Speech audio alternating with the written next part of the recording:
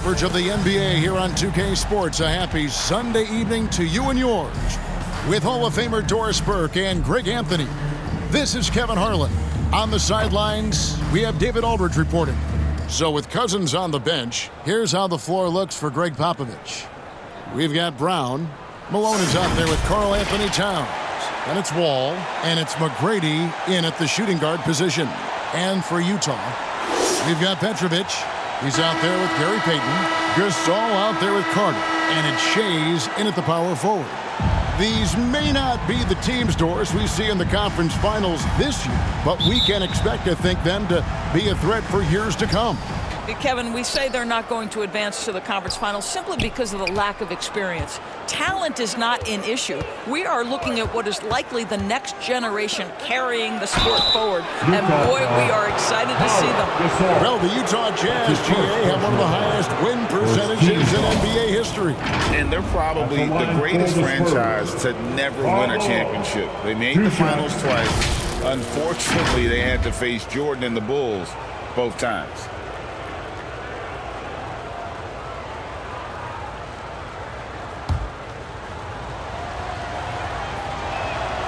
Free throw drops for Malone. And Malone, a remarkable power forward. His footwork, incredible. And that jump shot is wet. This is what makes him a challenge to stop. He will beat you from the floor, and he can also beat you from the line. Carter outside.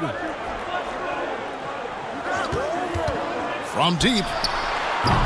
Rebound, San Antonio. They couldn't put the pieces together, losing the last matchup with the Lakers. And given their performance in that game, which was not necessarily a work of art, I had a hard time believing it wound up being as close as it did. Yeah, it felt like the other side simply allowed them to hang in, and the score reflected that. A shot by McGrady, no good.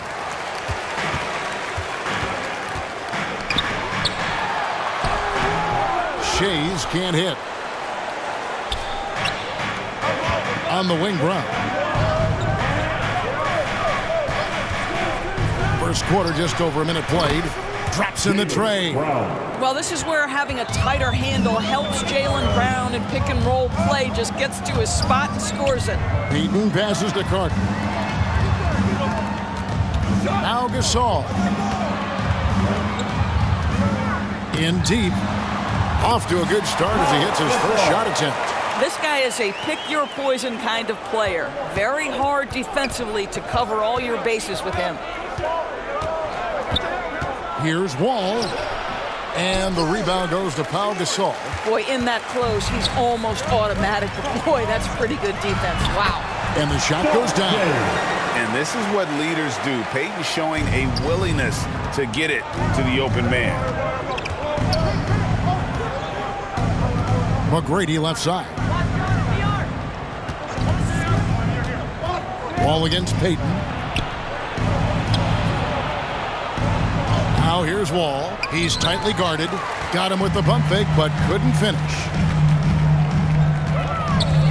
Shays the pass to Payton. Down low. And the basket by Shays. Shays has got his second basket. You have to love the approach Payton takes to the game. An exceptional passer who does a great job with distributing the basketball. Now here's Wall. His last outing, 16 points for him. Buries the long-range jumper. And he likes to get in a rhythm early. Nice triple. And so it's Carter who brings the ball up for Utah, trailing by 2. And in this first quarter, about 3 minutes played. Inside and out of bounds as San Antonio gains possession. And now let's bring up the 2K leaderboard to see which teams over the last month have been best at scoring points off turnovers. In the third spot, the Spurs. They're taking advantage of every mistake that their opponents are making. I mean, they're really converting points off those turnovers. Now here's Wall. Looking at his numbers, he averages a bit over 9 points a game. Malone wide open. No good on the triple. And they had some botched coverage that turned into no coverage. And then Carter with the dunk. And that's what Carter does best, knifing his way inside so he can finish with the easy slam. Wall. Shays with the rebound. And the activity he shows around the rim is why he is such a respected defender. And what you love about his work defensively, the ability to challenge and change shots without fouling. And here's Wall. Vince Carter getting it to go from deep. The offensive rebound. Rejected by Gasol. And really, Gasol does an incredible job getting his hands up in the air, which results in a ton of rejection. The Jazz working the ball around now. Payton. San Antonio with the rebound. Towns has got his 4th rebound with that last one here tonight. Brown deciding where to go with it. Outside, Wall. Malone, the pass to McGrady. 5 to shoot. Again, the miss by the Spurs. And it's Utah's ball. They're on an 11-3 run. Petrovic's shot is off. Boy, that's one he wishes he could have back, especially against soft defense. And Wall kicks to McGrady. Wall passes to Brown. Over Payton. Again, the miss by the Spurs. Jazz leading by 3.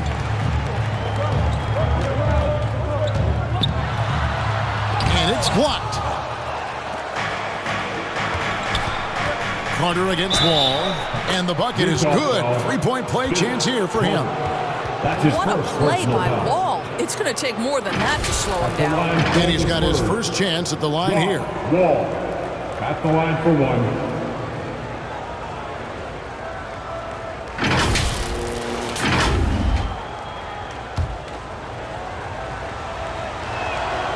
That's good from Wall. And as we reach the back half of the regular season, Doris, in the past, these could be the dog days. But now there's more competition, and you can certainly feel it. And, Kevin, give the league a lot of credit. They made some adjustments. Think about the play-in tournament, flattening the lottery odds, trying to make sure every team is playing to win. That elevates the competition for longer stretches of time. And San Antonio calls the first timeout of the game. Trying to snap them out of this little slump.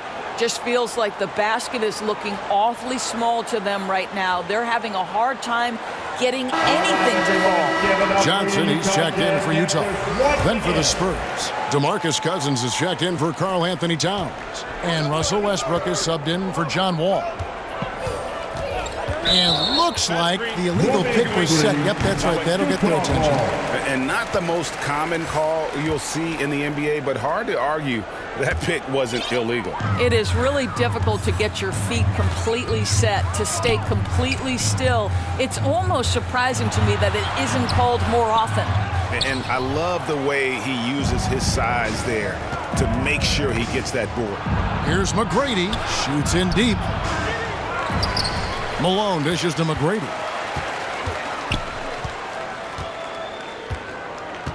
Knocks it loose.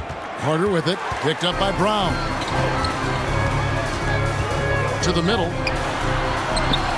Here's Johnson. And Johnson with the stop. Impossible to stop the putback when he's got that kind of position. Agreed, Greg. Let him get his hands on it inside and finish it off. How about the activity level, the effort level? This team right now feeding off his energy.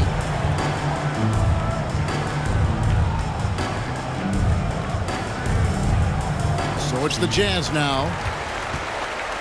The Jazz on offense. They're on a 15-6 run. From the stripe.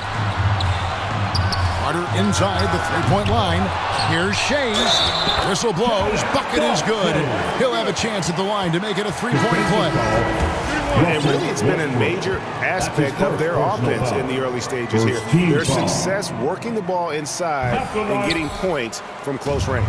Looking at who's out there now for the Jazz. Jefferson comes in for Carter. And it's Anderson in for Petrovic. And San Antonio with the change here, too. Iguodala's checked in. Payton kicks to Anderson. Payton with the ball. Now McGrady defending. A nice shot by Anderson. Well, we've seen that movie a few times, haven't we? An easy bucket in the paint. Westbrook feeling it out a bit. Off to a good start as he hits his first shot attempt. Well, even though Cousins has increased his range over the years, you still love when he imposes his will on the inside. Here's Payton. The rebound by the Spurs. Boy, a really tough quarter for this guy, just struggling to make shots right now. And the foul's called on Russell Westbrook. That'll be his second foul of the game. Yeah, 3 turnovers so far, and the real issue is the fact that they're unforced, too careless with the basketball. And the Jazz making a change here. Noah's checked in. The Spurs also with the sub. Sanders checked in for Malone. Now here's Anderson. He really played well in that last game against Charlotte. Looking for Jefferson. He gets it there. And it's out of bounds. Last touch by Jefferson. And we've got a quick moment now to take a look at the long-term rebounding numbers over several seasons for Russell Westbrook. We've seen him regress as a rebounder these past few seasons. His numbers have come down in that department, and I'd like to see him concentrate on bringing them back up. I'm sure the team would as well. You can never have enough rebound. Time called here. The Spurs decide to talk it over. And the lack of rim protection, top of the list. And the question they're going to have to answer to me is it a problem with the scheme or is it a problem with the matchups? Pressey's checked in for Tracy McGrady. Spurs trail by 6. And here's Westbrook. Nothing on the board. To the inside, Sanders. It's rebounded by Jefferson. Utah's gone 1 of 2 from long range in the first quarter.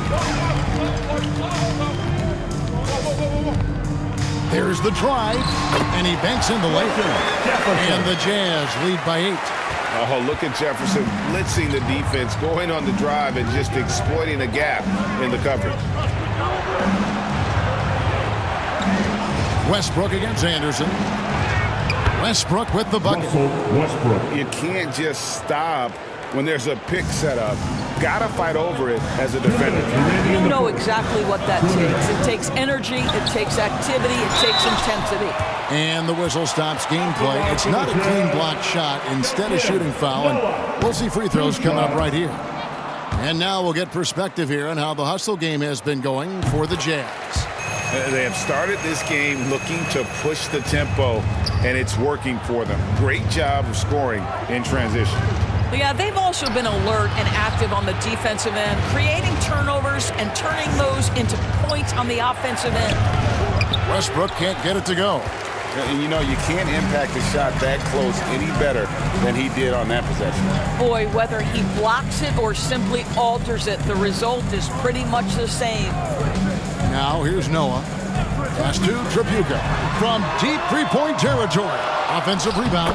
And they've done the job on the offensive glass. And it's Westbrook with the ball. He brings it up for the Spurs.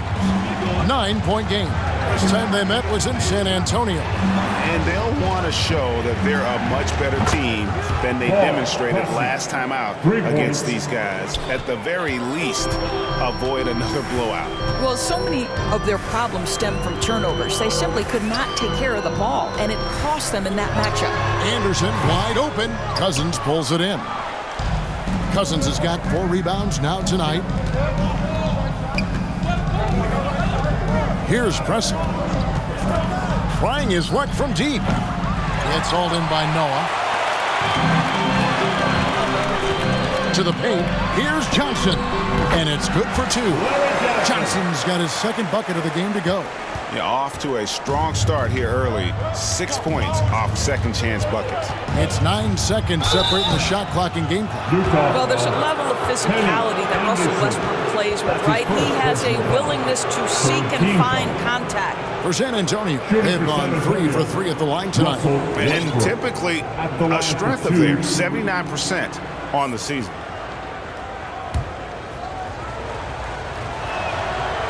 No good on the free throw. Perhaps the thing I will remember most when Russell Westbrook decides his career is done is how he brought competitive fire and spirit every single night, guys. Antonio McDyess is checked in for San Antonio. Brown comes in for Pressey. Now here's Anderson. Looking at his numbers, he averages a bit over 9 points a game.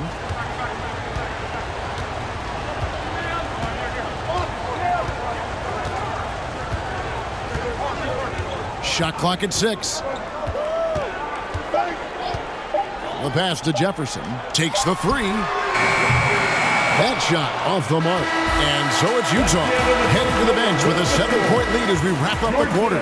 They're playing a bruising game inside, and it's working for them. And don't go away. We'll be right back.